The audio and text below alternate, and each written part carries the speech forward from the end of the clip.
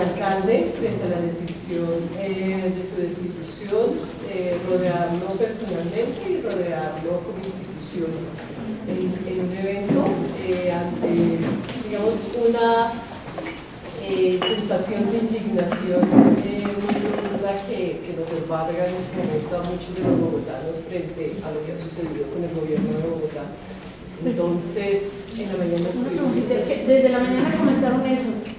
Acaba de destituirse el alcalde de Bogotá por una situación que viene desde el año pasado por un concepto del Procurador General de la Nación en torno a, digamos, ¿De contratación? Dale. No, pues todos mis colegas colombianos Ayúdenle. Dale, profe. Lo que pasa es que adelantó el plan político de basura cero, lo cual generó unas transformaciones a nivel en donde el negocio que representaba la basura en Bogotá dejó de monopolizarse y pasó a ser una situación mucho más de el gobierno que estaba trabajando el señor Petro. Desde algún momento el señor procurador dijo que el señor estaba haciendo unas políticas demasiado no pensadas y estructuradas, estaba dañando y lesionando a la comunidad, razón por la cual se destituía y además de eso se penalizaba con 15 años de inhabilidad política. Bueno, nosotros tenemos una historia en donde nos robaron durante muchos años y no ha pasado nada, pero el que estaba haciendo algo diferente. Sí. Bueno, eso hace parte de estas democracias, de estas constituciones en que estamos todos y todas, y bueno, digamos que siempre he considerado que los posicionamientos éticos de los sujetos pasan justamente también por estos escenarios.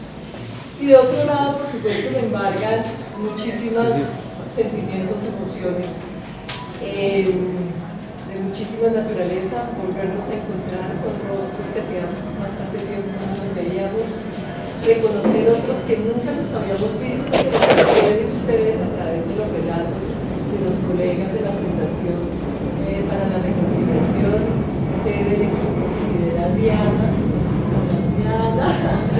de la Tilera, como tú decías, de lo comprometidos, ¿cierto? También sé del trabajo en México, en Monterrey, de todas las dificultades, de las similitudes que tenemos en muchas situaciones. Sé de la Pilera, de mis colegas de Tenerife, de Usme. Lamentablemente no he podido ir, conversábamos ahora. Muchas veces intentamos con Giselle y con Carolina hacer estos encuentros, pero no fue posible.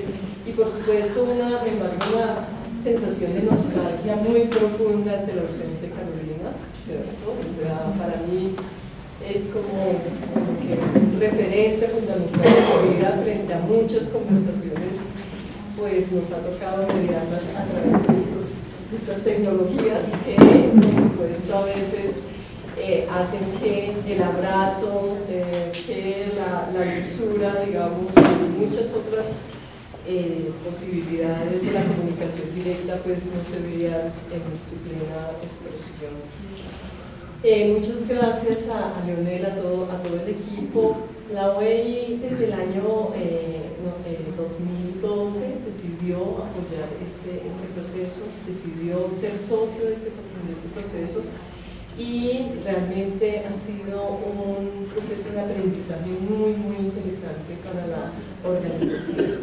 Yo básicamente he organizado mi reflexión, presentación como en unos 3 puntos.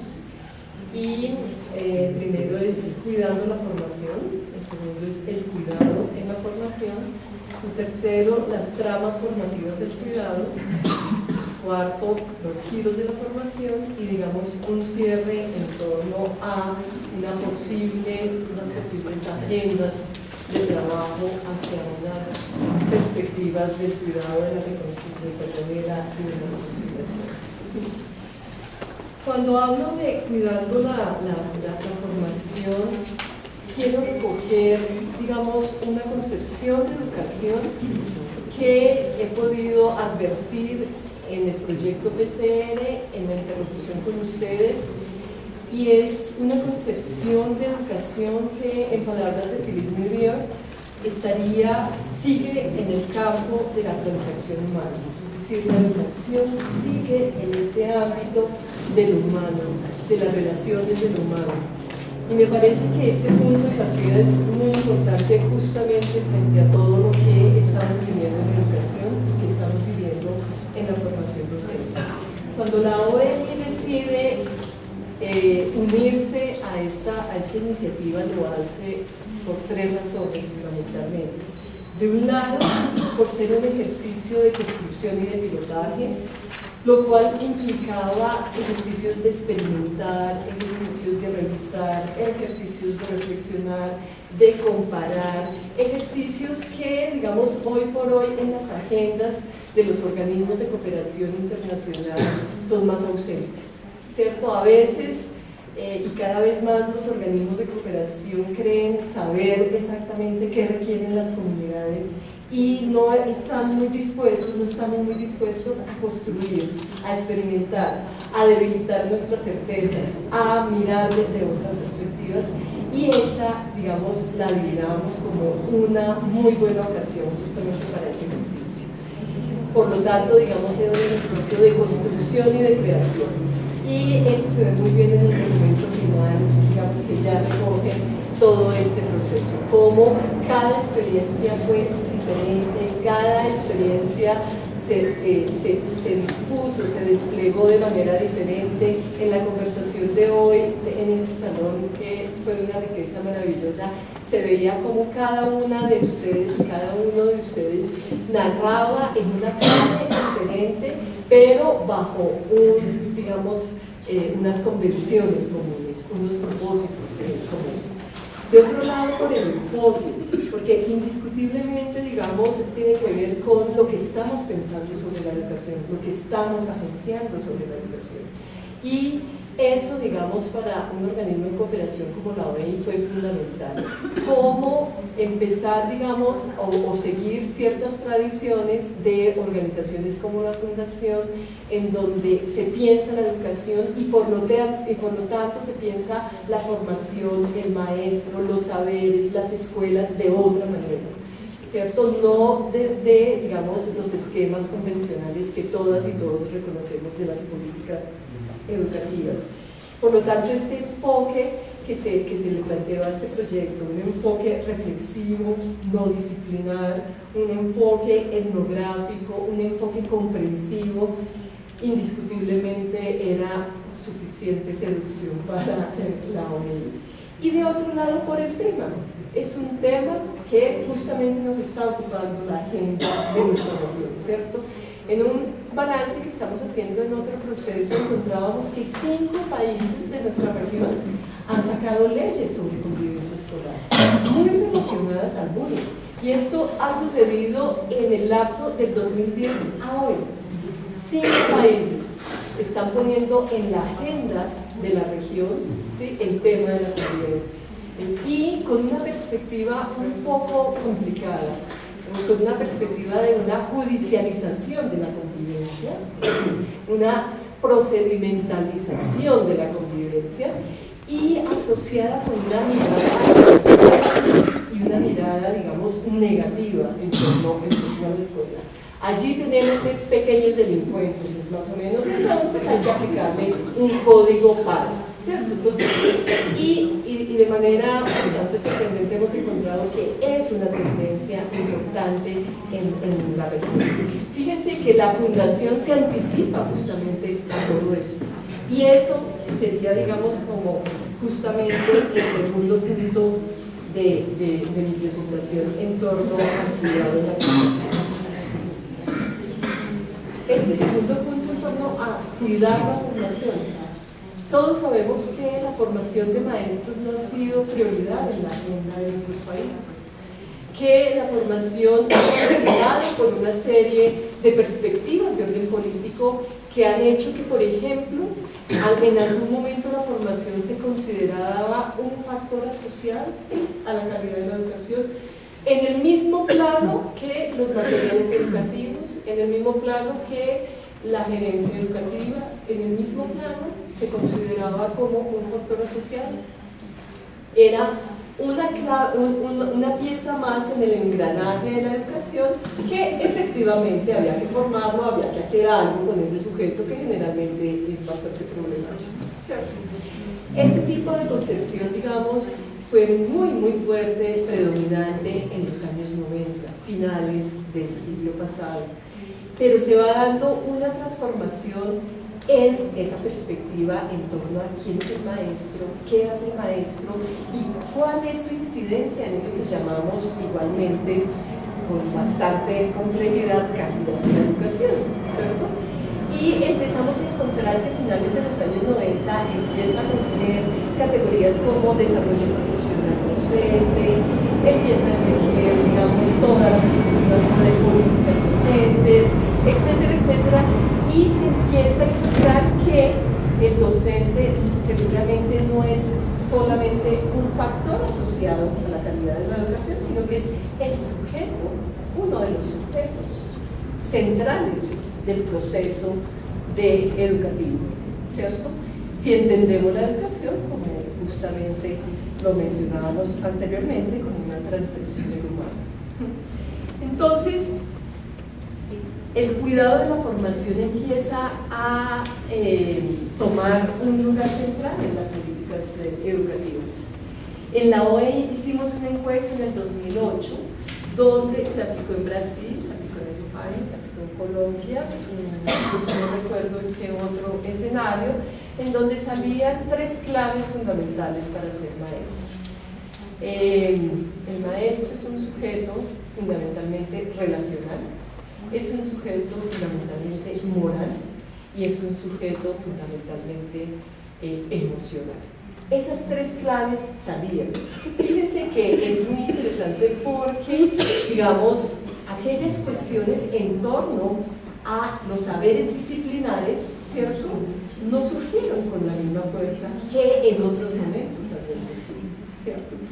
Pero a la vez aquí en Bogotá, el profesor Javier Sáenz, que mañana va a estar con ustedes, desde la Universidad Nacional, hicieron una encuesta con la profesora Rocío Londoño, que se llamó la encuesta sobre el perfil sociocultural del maestro en Bogotá. Ese estudio lo financió el IDEB y otra parte de la Secretaría de Educación. Y además de tener datos absolutamente interesantísimos y maravillosos, ¿cierto? A propósito de quiénes son los maestros en Bogotá, realmente hay una riqueza allí absolutamente fabulosa y no es en clave deficitaria, no, los maestros son sujetos creadores, los maestros, a pesar de las condiciones, ¿cierto?, son sujetos que se preocupan fundamentalmente por su formación, etcétera. Pero lo que quiero subrayar para esta parte de la conversación es que la encuesta hace, como diría Javier Sáenz, una ruptura fundamental a lo que se creía central de la escuela, del maestro y de la educación en Bogotá. Los maestros dicen que ya no, lo fundamental no es el conocimiento en la escuela, lo fundamental no es el desarrollo cognitivo, lo fundamental es aquello del afecto. ¿Y por qué es una ruptura? Porque es que la escuela se construyó, fue a partir de lo primero, no a partir de lo segundo, ¿cierto? La escuela tuvo una razón de ser fundamentalmente a partir de allí. Luego entonces, fíjense que hay unos indicios, pero lo que quiero subrayar es que la fundación se anticipaba a estos indicios que estamos año 2008, año 2010, 2011, ya la fundación estaba apostándole justamente a otras posibilidades de ser maestro, de ser escuela y otros saberes que circulan allí en estos escenarios. El cuidado de la formación, digamos, transita como por 2 deseos que hacen parte de lo que justifica la PCL. De un lado, transita por ese deseo de transformación, ¿cierto? O sea, ya no es nuevo encontrar en los escenarios de políticas públicas que no se reconozca la necesidad de una transformación, ¿cierto? A veces ese ímpetu de transformación a mí me cuesta un poquito, ¿cierto? Porque yo digo, hay que transformar todo, hay que consolidar prácticas, la tradición, si no reconocemos la tradición, ¿cómo transformamos, cierto? ¿Cómo transformamos sin esos espejismos, cierto? Que justamente se crean desde las narrativas, se crean desde ciertos discursos a propósito de lo pobre que es la escuela, la deficiencia del maestro, etcétera, etcétera. Alberto Martínez Boone, en su libro de la escuela expansiva a la escuela competitiva, que analiza las políticas públicas de la región desde 1950 hasta el 2000, plantea una cosa que es muy interesante, y es que la innovación en las políticas requiere de dispositivos narrativos que hacen obsoleto lo inmediatamente anterior, ¿cierto? Entonces, siempre nos mostraremos como los innovadores, ¿cierto? Entonces, ese deseo de transformación efectivamente tiene, digamos, no es nuevo para la escuela, pero para transformarse hay que reconocer lo que hay que reconocer el tránsito, hay que reconocer la tradición, hay que reconocer qué han hecho otros, ¿cierto?, que también han sido docentes y qué han hecho, digamos, en términos de patrimonio educativo. ¿Qué somos como sujetos y qué somos como institución? Hoy en la mesa hablaban ustedes de lo potente que había sido el ejercicio de la estrella de 5 puntas, justamente como en esa perspectiva, cómo a través de ese ejercicio de espejos se fueron reconociendo como sujetos y se fueron reconociendo como institución. Luego, para transformar de un lado, tenemos que transformar los sujetos que observan también, ¿cierto? Tenemos que transformar a quién se dirige la acción. Algo debe transformarse en quien observa, y eso es parte de lo último que haré referencia, ¿cierto? Un indicador absolutamente importante de este tipo de procesos no es solamente que se transformó en cada uno de los docentes, maestros y maestras de los colegios que participaron, sino que se transformó en el equipo de la fundación. Porque es que cuando nos encontramos con ustedes, hay una transformación de ambas partes, no es solamente una transformación en una sola dirección.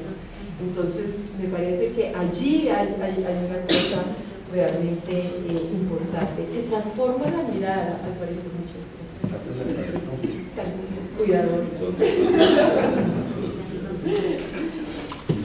Cuando se transforma la mirada, cuando dejamos de ver en nuestro colega de al ladito lo que le hace falta, y decimos, ay, es que este maestro con 30 años aquí en la escuela, qué cartera, ¿sí? Cuando encontramos en ese sujeto que puede ser justamente lo más potente de nuestra experiencia educativa, ¿cierto? Cuando transformamos nuestra mirada de lo cotidiano, eso es lo central del proceso de formación que propone la Fundación para la Reconciliación. Y es lo fundamental, ¿cierto? La afectación del sujeto frente a su cotidianidad. Se transforma el sujeto en tanto, digamos, se transforma la manera como asume su cotidianidad, como significa su cotidianidad, como significa la cercanía del otro, la palabra del otro, la actitud del otro, ¿cierto? El segundo deseo es el deseo de reinventar la escuela.